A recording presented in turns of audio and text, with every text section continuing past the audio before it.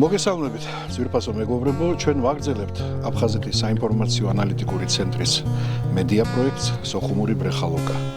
დღეს მოგესალმებით გურიიდან, არაჩვეულებრივი ადგილიდან, რომელსაც ურეკი ქვია და ჩვენი მასპინძელი გახლავთ სოხუმის კონსტანტინე გამსახურდიას სახელობის ქართული დრამატული თეატრის ყოფილი დირექტორის მოადგილე ბატონი დავით კვაჭაძე. მინდა დავიწყოთ სოხუმიდან.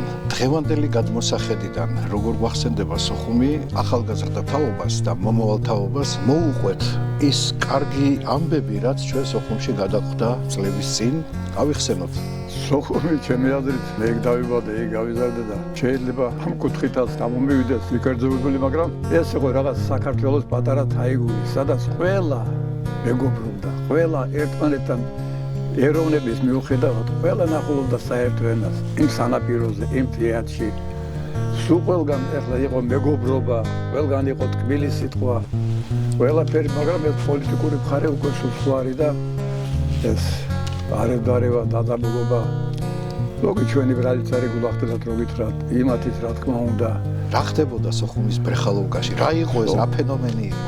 სოხუმის ბრეხალოვკა იყო სადაც ყველა იუმორის პატრონი ცოტათი მაინც თუ იყო, სპორტით დაინტერესებული თუ იყო, პოლიტიკაზე იშვიათად იყო იქ ლაპარაკი, მაგრამ ძირითადად სპორტი, იუმორი და საყოფაცხოვრებო საკითხები ყველაფერი იქ ბრეხალოვკაზე გაიგონებდის ყველაფერს. აი ყველა იგრებებოდა იქ ბრეხალოვკაზე. მე მაქვს ბატონი ედვარდ ჭანტურიას ციგნი ბრეხალოვკიდან მოყოლებული, იმდენი იუმორი და იმდენი რაღაც ვიღაცებს იგონებდა, იმდენი რაღაცა სიტყვარი და სიტყვარი ჩაქსოვილი. რაღაცა სხვანაირი იუმორი, ყველა ამას ამბობს, სხვადასხვაეს რომ აი ზღვას რაღაცნაირი განსხვავებული იუმორი აქვს, რაღაცა სხვა კულტურაა ზღვის ქალაქებში. ნუ რა თქმა უნდა, ყველა თუ ვინმე იყო რაღაცა საღამოობით ან განსაკუთრებით შაბათკვირაობით, ვისაც ძრო ჰქონდა, გამოდიოდა საღამოთი ყველა იქ იყო სანაპიროზე, მთელი რედაქციის თანამშრომლები, ხომის ექიმის ხელფასი დაბალი იყო, მასწავლებლის ხელფასი დაბალი იყო, მსახიობის ხელფასი, ჟურნალისტების ხელფასი და ძალიან დაბალი იყო და როდესაც შეხვდებოდნენ ერთმანეთს, წავიდეთ ერთ თითოჭი კაყავაზე დაპატიჟება მიდიოდა შემდეგ. საგან თქვი ის არის, სოხუმი რაღაც განსაკუთრებული ქალაქი იყო ამ სიტყვით, დამოკიდებულებით და როგორც რუსები ამბობდნენ, მაპატიეთ ამ ჟარგონისათვის, მაგრამ გოროდ მის ფრაიერო. ასე იყო. ასე იყო სოხუმი. ყველა არავინ არ შეარქმევდა. ბრეხალოვკიდან იწყება ჩვენი გადაცემა და ჩვენი ყველა საუბარი და იყო იქ ესეთი კარგი ადგილი კუკურჩაის ეძახდნენ.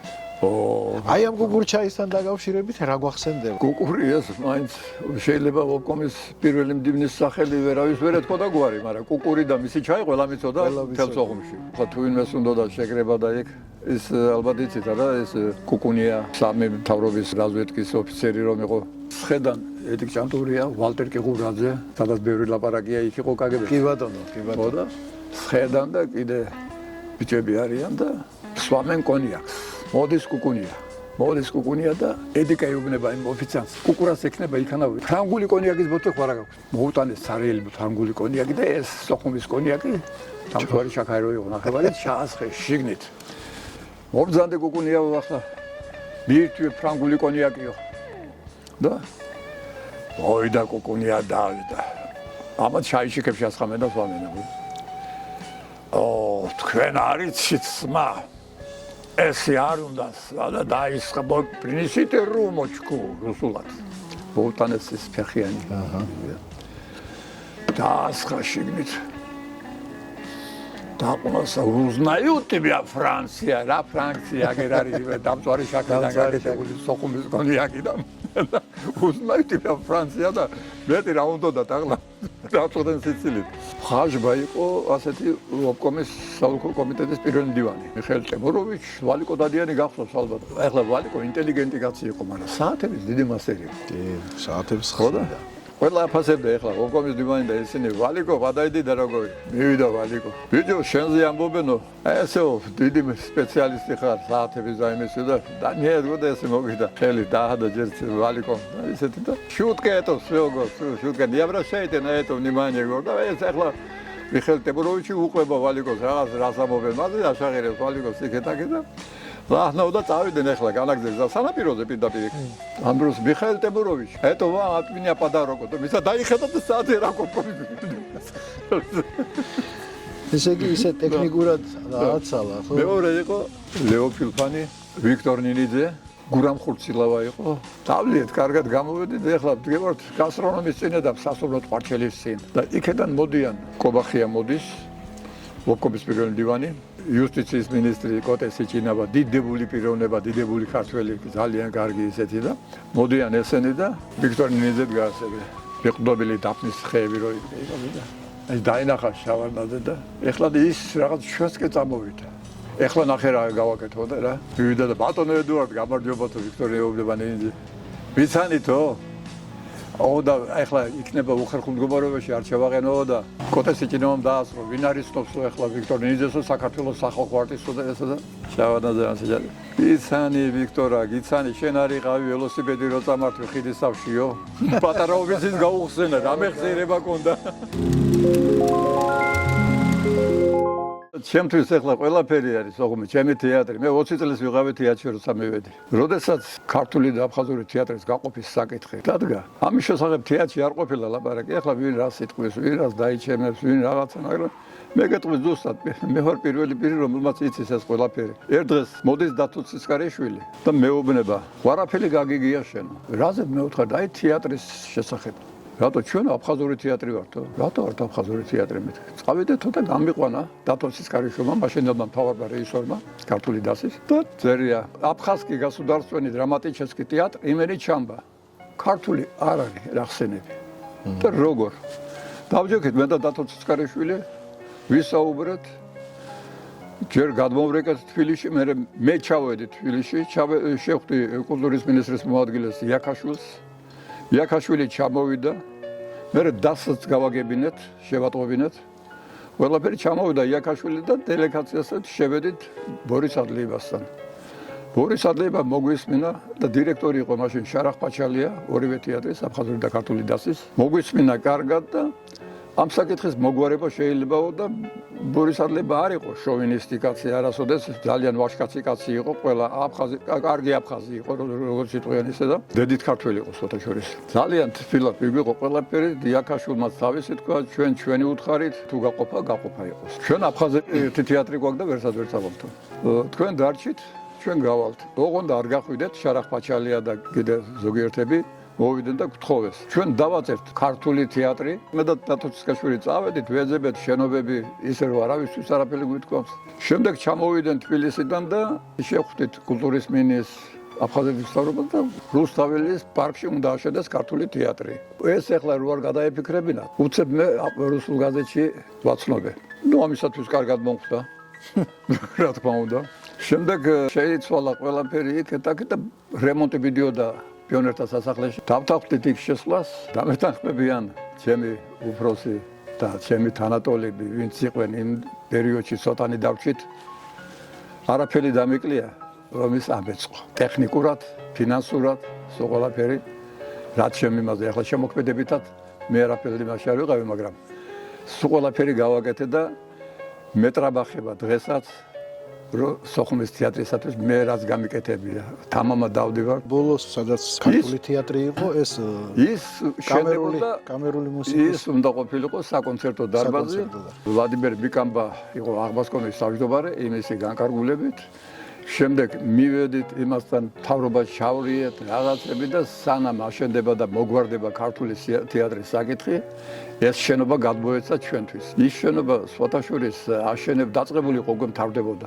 სხვათაშორის როცა თხრიდნენ ფუნდამენტს, ძალიან ბევრი არქეოლოგიური რაღაცები ნახეს. სოხუმკას ეძახდნენ, პატარა მდინარე ჩამოდიოდა ეგრეთ. აი იქედან მილებით გადიოდა სოხუმის ციხესიმაგრეში წყალი, სასმელი წყალი. რა საინტერესო რაღაც. იქედან გადიოდა და სასწრაფოდ დახურეთ, სანამ არქეოლოგები არ მოსულანო. აი ხედავთ. ამ ისტორიას არ უნდოდა, ესე იგი. და ამის გამოჩენაც არ უნდოდა. აი გადიოდა იმას სოხუმის ციხესიმაგრეში წყალი.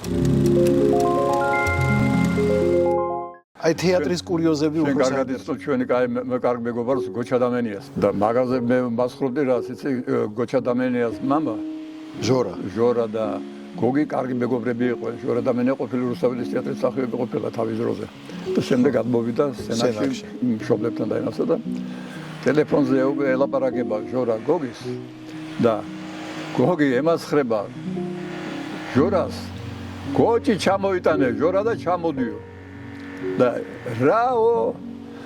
რა და გოჭი პრივიზი პრიეჟაიო და გოჭის მაგურად გოჭა ჩამოიყვანა მეთქი გოჭა ჩამოიყვანა მეთქი და გოჭა დამენია და ნუგზარ გალოვილიშვილი ყველასთვის ცნობილი პიროვნება კი ბატონო წავიდნენ სტადიონზე ფეხბურთის აყურებლად და 2-1 მოიგო მგონი ვიღაცა არ ვიცი ვისი თამაში იყო უყურებენ ახლა გოჭა დამენია და ნუგზარ გალოვილიშვილი ფეხბურთს დიდი გულშემატკივრები დიდი გულშემატკივრები გამოვიდა გოჭა დამენია და ნუგზარის ეთქა ერთი ნუგზარი ვინ თამაშობდა ერთ მაინც ის მაინც მითხარიო საათ ნახევარი ფეხბურთს უყურებდა ვინ თამაშობდა ის მაინც მითხარიო ერთხელ მოვიდა გურამ საჯაია ჩემთან კარგად იცნობდი შენ კი სადაგმონაზილის გამო მაგარი კაცი იყო სოთაშოვის გურამის საწყალი ღმერთმა აცხონოს ორგზის საქართველოს ჩემპიონი იყო და ორგზის ვერცხლის მედლის ის იყო პრიზიორი რატომ ისე პირველად რო გავიდა მოწინააღმდეგე არ იყო მის ყონაში რო შეხედეს ამას ერთ ფეხით გიოდა მეორე წელით გიოდა და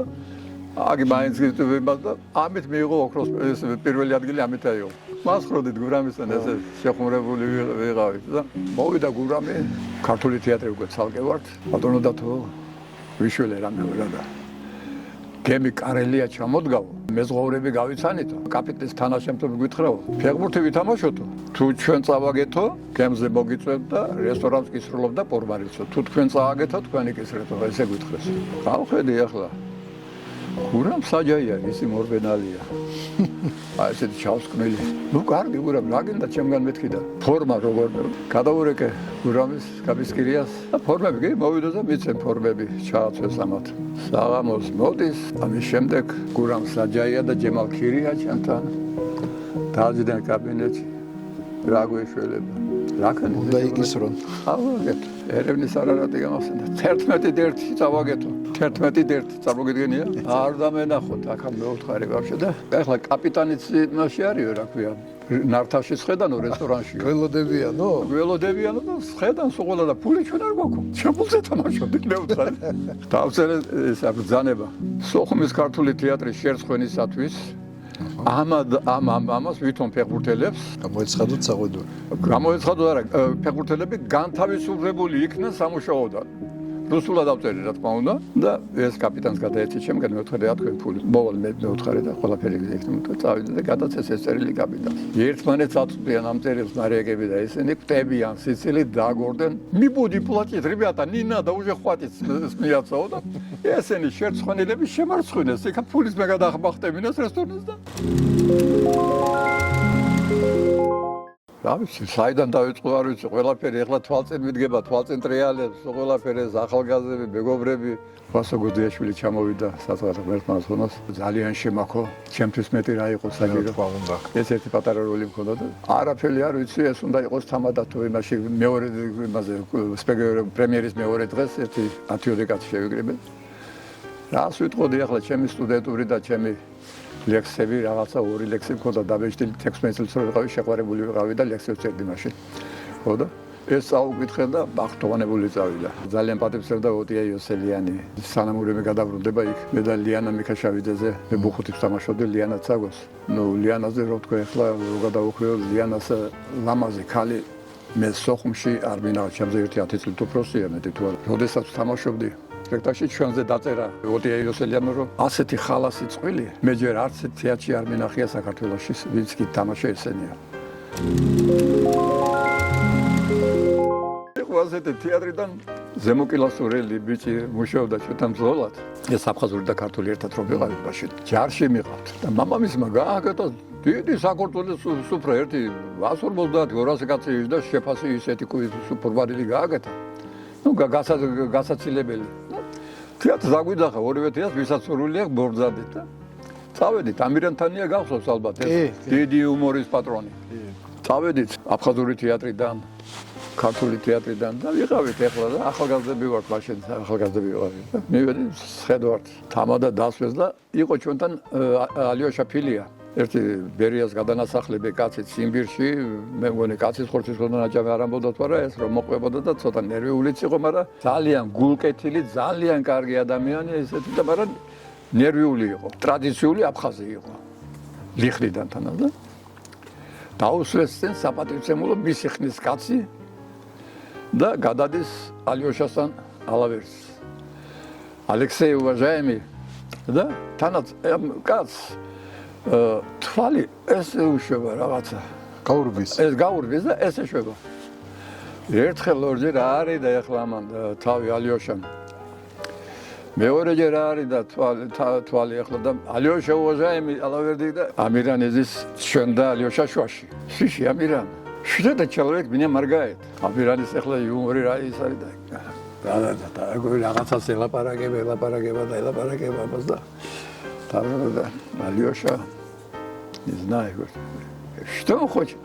Он думает, что ты гомосексуалист. Да ну его тащи, Алёша. Если вам хватит, это им готово. Слушай, Алексей, уважаемый, да? Отстань, слушай от меня, Алёша Иванова. Кидов, Алексей, уважаемый, да? Я твои проститутку, мама, да, их, схели гомита, миалеса сахеш. Миалеса сахеш, я сацкал патиосан кац. პატიოსან კაც. არაფერი შუაში არ არის ამ. ამირანი ადგანაწევიდა. სულ ყველგან მეგობრები მყავდა და მე ჩემ მეგობრებს ვინ დაუთხრა რომ ყველა მდინარე ადრე თუ გვიან ძველ კალაპოტს უბრუნდება. ახალგაზრდები არ მოვწამლოთ ერთმანეთის წინააღმდეგ, არც აფხაზი და არც ქართველი ჩამოვართვათ ერთმანეთს ხელი. უნდა შევრიგდეთ, სხვა გამოსავალი არ არის. დაუბრუნებული ვიყავით ჩვენს აფხაზეთში, ჩვენს მიწაწყალზე, ჩვენს მეგობრებთან და შევხვედროდეთ იქ, სანამ კიდე ჩემი თაობის და თქვენი თაობის ხალხი შემორჩა და ახალგაზრდებს კიდე გადავდოთ ეს მეგობრული გრძნობები, რაც სოხუმიდან გვაქვს ჩვენ გამოყოლილი. ძალიან დიდი მადლობა ბატონო დავით არაჩვეულებრივი საუბრებისთვის, მასპინძლობისთვის. ჩვენი დღევანდელი შეხვედრა დასრულდა. კიდევ შევხვდებით ერთმანეთს იმ იმედით, რომ ოდესღაც ვარახვევ მოვალში გავისეიროთ სოხუმის სიახლოვეს.